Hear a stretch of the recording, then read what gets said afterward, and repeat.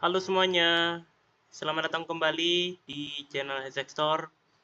Nah, jadi di video kali ini kita akan lanjutkan kembali pembelajaran kita tentang pemrograman dasar C++. Oke, jadi di video sebelumnya kita sudah mengenalkan kepada teman-teman sekalian tentang function yang ada di C++ ya. Nah, jadi setidaknya dengan video tersebut teman-teman bisa mendapat gambaran function itu seperti apa sih. Nah, gitu-gitu ya. Nah, di video kali ini kita akan menggali lebih dalam hal-hal tentang function ya. Nah, jadi sebenarnya pembahasan kita tentang function itu belum selesai ya. Jadi ada hal lain yang mesti kita kenalkan ya kepada teman-teman sekalian ya terkait function. Oke, seperti biasa sebelum kita memulai terlebih dahulu kita nulis include iostream-nya. Jangan lupa. Oke. Dan juga using namespace std-nya. Nah, seperti ini. Oke, dan kita sediakan function main dulu ya sebelum kita membuat function tambahan. Oke, jadi hal pertama yang ingin kita bahas di video kali ini itu adalah tentang referensi ya, tentang referensi dalam function ya. Nah, jadi referensi itu seperti apa sih? Nah, jadi singkatnya referensi itu ya sesuai namanya ya, referensi ya kan, berarti ya sebuah variabel itu ketika dilempar ke sebuah function dan function memproses variabel tersebut, maka variabel tersebut itu benar-benar akan berubah total ya ketika diproses ya. Nah, itu karena adanya referensi. Tapi kalau nggak ada referensi, ya kan variabel tersebut hanya berubah di dalam function tersebut, ya. Nah, contohnya gimana? Ya, mungkin penjelasan tersebut agak kurang gimana ya? Pokoknya agak kurang ya, susah ya untuk dipahami. Jadi kita akan langsung aja kasih contoh ya. Misal di sini kita ada integer a, ya, kita ada variabel a. Ya, nilai awalnya itu adalah 10. Nah, seperti ini. Nah, kemudian kita coba cout nih. Kita coba cout nilai A.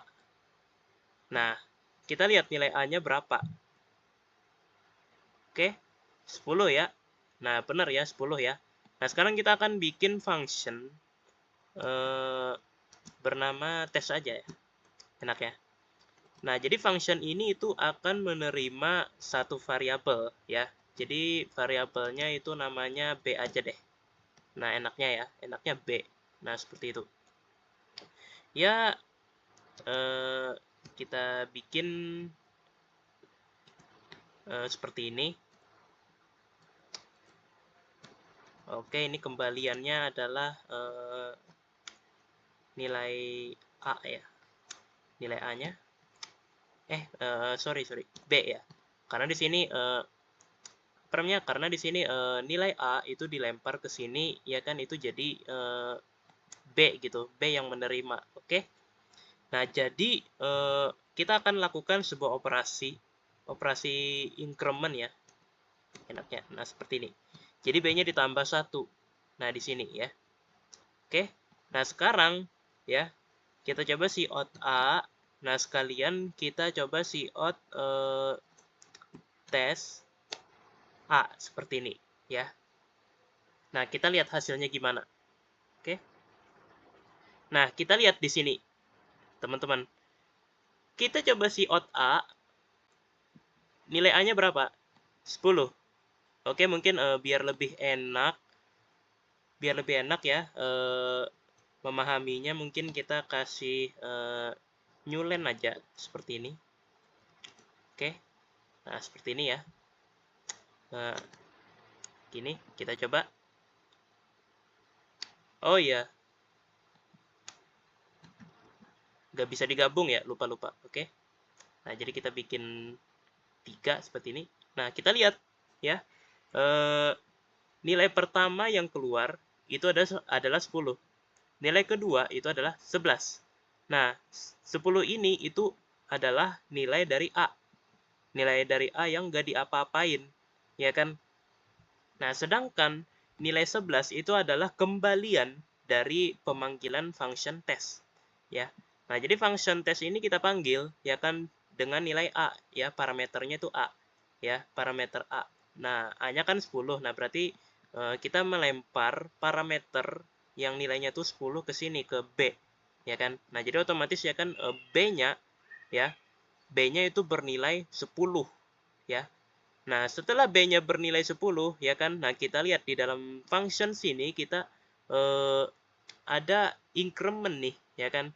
Nah, berarti ditambah 1. 10 tambah 1 berapa? 11. Nah, setelah B-nya itu nilainya 11, kita kembalikan, ya kan? Kita kembalikan B-nya, ya kan? Nah, B-nya kan tadi 11, ya udah kembaliannya adalah 11. Makanya di sini outputnya adalah 11. Nah, beda kan, ya kan? Kalau kita perhatikan, ini outputnya beda, ya. Nah, beda ya kan. Nah, gitu ya. Beda. Karena 10 ini itu nilai murni, ya. Nilai murni dari A ini. Nah, sedangkan 11 ini itu adalah nilai dari A yang sudah kita nilai B ya, lebih tepatnya. Nilai B yang sudah kita otak-atik, ya. Nah, gitu. Nah, sekarang gimana jadinya kalau kita apa ya? Kalau parameter yang kita terima, ya. Kalau misalnya parameter yang kita terima itu pakai referensi dan nama variabelnya itu sama, ya kan, A juga, ya kan. Nah, A seperti ini ya. Nah, jadi sebenarnya ya kita itu boleh-boleh aja, ya kan, ngasih nama variabel yang sebenarnya tuh udah ada di sini ya. Sudah ada di sini sebenarnya, sama aja, ya kan. Nah, kalau kita coba run nih, ini aman, ya. Tuh, aman. Ya, nggak terjadi error, ya, sebenarnya ya. Nah, jadi,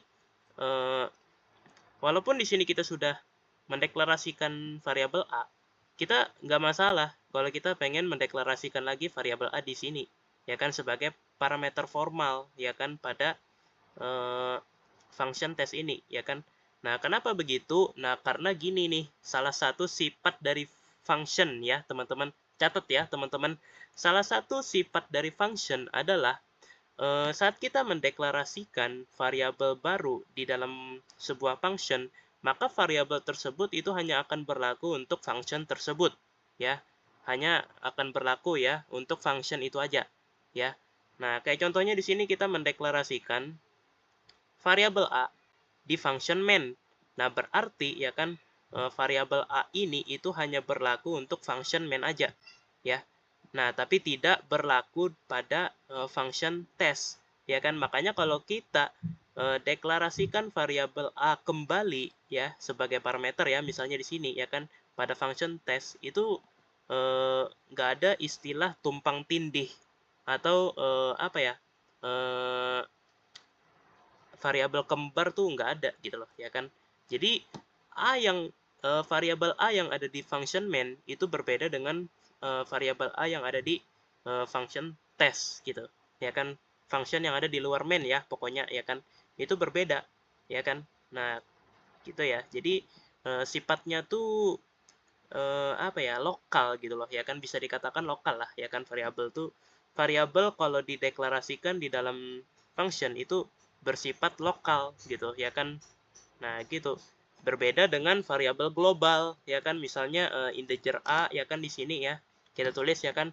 Nah, maka ya kan function manapun ya, baik itu function test ataupun function main itu sama-sama bisa mengakses variabel A ini. Jadi kalau misalnya kita mendeklarasikan variabel A ya kan di entah itu di function test atau di function main, maka itu error, ya kan, karena akan terjadi tumpang tindih, ya kan. Udah ada nih variabel A, ngapain dideklarasikan kembali gitu, ya kan. Nah, tapi kalau lokal ya kan nggak ada istilah ngapain, ya kan, dideklarasikan kembali gitu loh. Kan beda beda apa ya, beda function gitu loh, ya kan. Nah, gitu ya. Nah, jadi nangkep ya teman-teman, ini salah satu sifat penting ya kan dalam function ya. Nah, jadi kita lihat di sini ya. Salah satu bukti bahwa variabel A di function main dan di function test itu berbeda, ini nih buktinya ya. Saat kita mencoba si out A ya, itu nilainya tuh beda ya kan dengan saat kita men-see out kembalian dari function test. Atau mungkin biar lebih enak membuktikannya, mungkin kita tuker deh urutannya. Tes A di sini ya. Nah, kemudian di sini variabel A biasa. Nah, kita lihat ya. Kira-kira apakah outputnya sama? Nah, outputnya sama, cuma ditukar urutannya aja ya kan. Nah, kembalian dari function test itu adalah 11. Nah, sedangkan nilai A itu adalah 10 ya kan. Nah, padahal ya kan variabel A kan ini kan diinkrementkan nih ya kan. Nah, seperti yang kita lihat diinkrementkan ya, tapi karena yang diinkrementkan itu adalah A dalam function test, maka otomatis ya kan variabel A yang ada di function main itu nggak akan ikut diinkrementkan ya kan. Ingat sifat function yang baru saja kita bahas ya kan, beda function beda juga ya kan variabelnya gitu ya kan, walaupun namanya sama tapi tetap dianggap berbeda ya teman-teman. Nah, seperti itu ya. Nah, terus ya kan gimana kalau misalnya kita pakai referensi?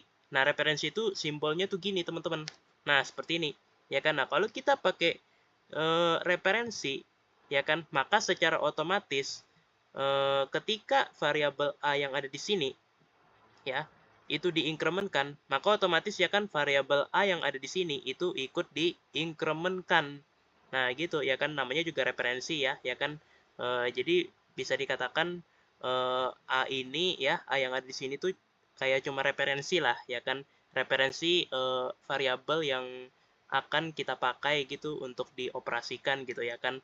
Nah, aslinya ya kan yang ini ya kan yang dioperasikan gitu ya kan, tapi yang ini ikut dioperasikan juga ya kan. Nah, yang di sini jadi dua-duanya lah ya kan, apa namanya, yang di sini satu ya kan, yang di sini juga satu gitu ya kan. Nah, mari kita buktikan outputnya. Nah, kita lihat kedua outputnya, kedua nilai sekarang bukan berbeda lagi, tapi sama-sama 11 ya kan. Nah, yang atas itu 11. Nah, yang bawah juga 11 ya kan. Nah, nilai A sekarang itu 11 juga gitu loh ya kan. Nah, kenapa bisa? Karena ya kan begitu kalau referensi ya kan. Nah, kalau kita pakai referensi ya kan, maka secara otomatis ya kan A yang ada di function main itu akan ikut dioperasikan gitu ya kan. Jadi alurnya tuh kurang lebih seperti ini teman-teman ya kan. Kita punya variabel A nilainya 10 ya, nilainya 10. Nah, kemudian ya kan kita panggil ya kan variabel A ya. Kok variabel A sih? Sorry ya. Kita panggil function test dengan nilai A di sini ya kan. Nah, kita lihat parameter formalnya. Parameter formalnya itu bersifat referensi dari A gitu ya kan. Nah, berarti ya kan kalau misalnya di dalam function ini ya, di dalam function dengan parameter referensi A ini itu terjadi operasi gitu ya kan, terjadi operasi pada variabel A, maka variabel A dari function pemanggil ya kan, function pemanggilnya kan dari utama ya kan ya, function yang dimana kita itu memanggil memanggil function test ini ya kan. Nah, kita kan memanggilnya di function main gitu ya kan. Nah, secara otomatis ya kan variabel A yang ada di function main, tempat yang dimana kita itu memanggil function test, itu akan ikut berubah ya kan. Nah, mungkin biar lebih terlihat lagi ya kan, kita coba tambah 5 deh ya kan. Nah, kira-kira apakah keduanya sama-sama 15? 10 tambah 5 kan 15 ya. Nah, sama ya kan, 10 tambah 5 15 ya kan, keduanya sama-sama 15 ya kan. Nah, gitu ya kan. Jadi A yang ada di sini ya, itu akan ikut ditambah 5 gitu ya kan. Jadi A ditambah 5 ya yang ada di function test ini itu nggak cuma berlaku untuk function test aja, tapi juga berlaku untuk function tempat yang dimana function test itu dipanggil. Nah, function test kan dipanggilnya kan di function main. Nah, maka ya kan maka A ditambah 5 ini juga berlaku bagi function main gitu ya kan, otomatis ya kan. Nah, kurang lebih seperti itu ya. Oke, kemudian ya sebenarnya ada hal lagi yang mesti kita bahas ya terkait function ini ya. Tapi mungkin ya kemungkinan itu akan dilanjutkan di video berikutnya aja ya. Jadi di video kali ini itu kita akan membahas hanya akan membahas sedikit sifat tentang function ya, dan juga kita membahas tentang referensi ya, referensi bagi parameter formal ya. Dan oh iya, mungkin ada satu lagi yang pengen kita bahas ya, yaitu tentang fenomena yang dimana sebuah function itu memanggil functionnya sendiri ya. Contohnya gimana ya? Contohnya tuh begini ya. Contohnya tuh begini. Nah, contohnya tuh begini.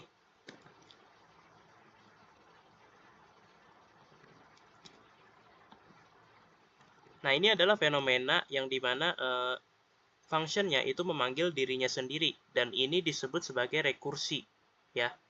Nah, jadi rekursi merupakan sebuah teknik yang dimana kita itu memanggil function itu berkali-kali gitu ya kan. Jadi ada function itu memanggil function dirinya sendiri gitu ya kan, demi memecahkan suatu masalah gitu ya kan. Nah, gitu ya. Nah, jadi kurang lebih ya polanya tuh seperti ini ya. Polanya itu biasanya tuh ada apa ya? Biasanya tuh ada if-nya dulu gitu ya kan. Nah, ada if ya kan, yang dimana if ini itu adalah semacam best case-nya gitu ya kan, tempat berhentinya gitu ya kan. Nah, jadi ya kan misalnya ya kan, misalnya di sini ya kan, ini referensinya kita hilangkan dulu ya. Misalnya ya kan, ketika A sama dengan 5 ya kan, maka kita kembali gitu ya kan, maka kita kembalikan A. Nah, seperti ini ya. Nah, kemudian ya kan di bawahnya sini kita return. Nah, return ini ya kan kita panggil lagi tes ya kan, panggil lagi function test ya kan, dengan nilai A ditambah diincrement kan seperti ini ya. Nah, ini adalah salah satu teknik rekursi namanya ya, yang dimana ya kan sebuah function itu memanggil dirinya sendiri ya. Nah, mungkin akan kita bahas secara singkat ya. Kita di sini hanya mengenalkan sedikit tentang rekursi ya, teman-teman. Nah, jadi ya kan asumsikan nih ya kan, kita punya variabel A dengan nilai 1 ya. Kemudian kita panggil ya kan function test dengan nilai A ya kan, dengan parameter A ya kan, atau 1 gitu ya kan. Nah, jadi satunya kita lempar ke sini ya kan. Nah, gitu ya kan. Nah, kemudian ya kan setelah satunya dilempar ke sini ya kan, baru kita periksa ya kan, apakah A sama dengan 5 ya. Nah, jawabannya adalah enggak ya kan, karena 1 tidak sama dengan 5. Maka secara otomatis ini di skip ya kan. Nah, karena ini di skip ya kan, ya udah dia bakal ambil yang paling bawah. Apa ya kan, memanggil function ya kan, memanggil function yang sama ya kan, yaitu function test. Tapi kali ini parameternya itu ditambah 1, diinkrementkan. Berarti 1 tambah 1 berapa? 2 ya kan. Ya udah ya kan, secara otomatis kita balik lagi ke sini ya. Kita balik lagi ke sini ya. 2 ya kan, tadi kan 1 tambah 1 kan 2. Nah, jadi 2-nya itu dilempar ke sini. Nah, 2-nya dilempar ke sini ya kan, baru dicek dulu ya kan. Apakah 2 itu sama dengan 5? Jawabannya adalah enggak. Ya udah lanjut lagi ya kan, ditambah lagi ya kan di sini ya kan, jadi 3, 4 sampai akhirnya ya kan A-nya itu bernilai 5 ya kan. Nah, ketika A-nya sama dengan 5 baru ya kan kita selesai gitu ya kan, memanggil function testnya ya kan, karena di sini di tulisan return kita nggak lagi menulis variabel apa namanya, pemanggilan function test di sini ya, tapi kita hanya menulis variabel a di sini ya. Nah gitu, berarti kembaliannya adalah a ya kan, a-nya kan tadi 5 ya, ya udah ya kan, kembaliannya adalah 5. Nah mari kita lihat. Oke. Oke, di sini segmentation fault. Sebentar. Mungkin ada yang salah. Mungkin 1 ya, enaknya ya. Enaknya. Tambah sama dengan 1. Nah, akhirnya ya kan. Nah, nggak tahu juga ya kan. Tadi kalau increment error gitu ya kan programnya ya kan. Nah, sekarang ya kan kita coba nggak pakai increment tapi ditambah 1 biasa seperti ini. Dan hasilnya benar, 5 ya. Kembaliannya adalah 5. Nah, jadi gitu ya. Jadi intinya ya kan, konsep rekursi itu dia akan apa ya? Dia tuh memanggil function ya kan, memanggil function nih ya kan, dan ternyata ya kan saat functionnya dipanggil ternyata masalahnya itu belum selesai. Ya udah, karena masalahnya belum selesai ya udah dia panggil lagi functionnya ya kan sampai masalahnya selesai. Nah, kalau masalahnya udah selesai ya kan, barulah ya kan function tersebut itu berhenti memanggil dirinya sendiri gitu ya kan. Nah, dan kemudian function tersebut akan mengembalikan sebuah nilai gitu ya kan, nilai yang sudah diproses gitu ya kan melalui teknik rekursi tadi. Nah, jadi intinya teknik rekursi ini ya kan dia itu memanggil function dirinya sendiri itu berkali-kali ya kan, dengan tujuan untuk memecahkan masalah ya kan. Nah, masalahnya belum selesai nih ya kan, ya udah panggil lagi ya kan. Nah, gitu-gitulah ya kan. Nah, sama seperti apa ya? Seperti blender mungkin ya. Ya kan, kita ambil analogi blender lagi ya kan. Nah, kita pengen ngejus buah nih ya kan.